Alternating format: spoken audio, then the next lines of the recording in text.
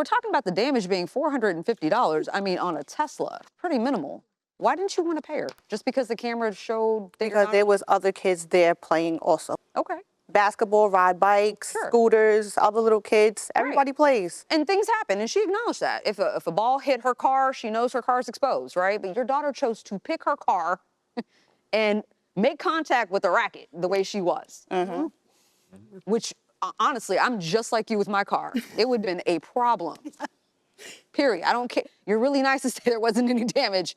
I'm sorry, but the way she was going to town on your hood like that, it would be a problem. Your Honor, But she said there wasn't no damage there. Sure, but if I saw something like that, it would be. But Your Honor, let me tell you, I pray she be the next Serena Williams, whatever she want to do, I pray for it. Like I said, and for kids is going to make mistakes, you understand? I'm a correction officer. I do a lot of overtime. I work very hard for everything. On top of that, I have 4 boys. If somebody comes to me and tell me my kid did anything, even if I didn't have the money, I'm going to try to come up with a payment plan. I'm going to try to talk something. She didn't want to hear. She was just like, nope. Ms. Dixon, did you have a conversation with your daughter?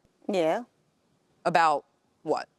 Why did she put the racket on her car, but she's 3 years old? I don't have kids, but at the end of the day, I give a lecture to my dog, okay? No, I told her not to touch people's cars again. So she understands that concept, right? Yes, yes. Not to violate other people's property. Yes. Okay, so we've had that conversation. All right, I'm gonna open it up. It's really on your sister, right? Because if you try to tell a 3-year-old an hour later not to do something, forget it, right? It has to be, the correction has to be made there in the moment. Yes. And it's not because she's a bad kid, she's 3, you know? When you yell to a 3-year-old, I was just having this conversation this morning, stop, they don't even know always what you're yelling to stop, you know? So I hope you understand this is not a, and I don't think Ms. Lee has made it one. This is not a criticism of your daughter or of you. I understand what's going on here. But then if you understand, why don't you own up and pay for this? Because I don't think that my child damaged the side of her car. Well, let's talk about circumstantial And then I still evidence said versus how direct the cars are not supposed to be parked there. Okay, so you've shown us a sign that could have been anywhere. But now we have your daughter putting her racket where it shouldn't be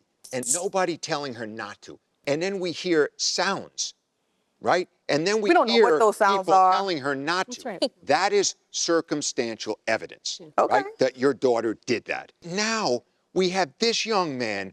Damier said he saw her do it. That's direct evidence. So where's the video that all points of to him the same on thing the ring that we camera? know happened. He was riding the scooter. It showed the video of him coming by the car And and telling rather her. than own up to it and accept that this is something that you need to pay for, a very reasonable amount, by the way, you're saying she hasn't proven it, when you know damn well that she has.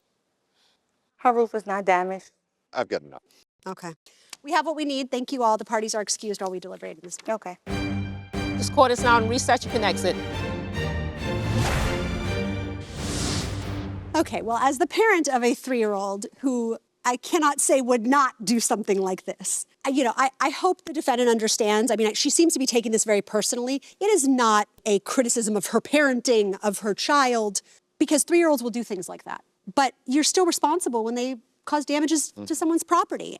But I can tell you, just based on the plaintiff's lovely young man, I believe him. And he never put his hands on the little girl, No. which a lot of kids would have. He did all the right things. He just went and reported it. I'd believe him even if we didn't have the video. I would too. But we have the video. I would too. And it Yeah. seems like the defendant was holding the video against the plaintiff because she didn't get all angles. Yeah. If she didn't have the video, we have someone who directly saw her daughter swinging this racket. And I'll turn it around. If he didn't exist, if he wasn't there as a witness, I would believe that circumstantially, I agree. she's proven her case. Yeah, it's enough. And this is where the burden of proof is so important. If we were in a criminal court, I'm not sure that just the video or just the testimony would be enough. Yeah. But we just need 50.001%. And the 3-year-old running the racket up and down shows me that this 3-year-old at that moment, no matter how many times she was or wasn't told before, did not have any respect for the property. Not because she's a bad kid, but because she's 3. wasn't supervised. Yeah. I mean, she's playing in the street because that's where you have to play. In the city, that's the only place you can play.